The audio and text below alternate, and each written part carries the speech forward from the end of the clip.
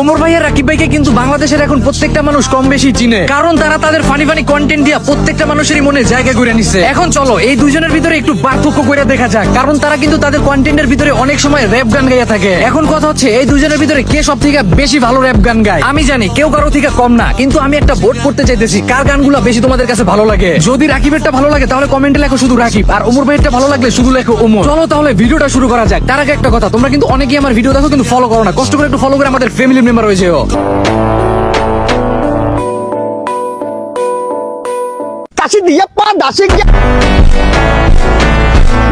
র্যাপের ম্যাপে বারমুদা ম্যাপে নামা, তোরা শটগান দিয়া না ঠাপাইয়া একে দিয়া ঠাপা।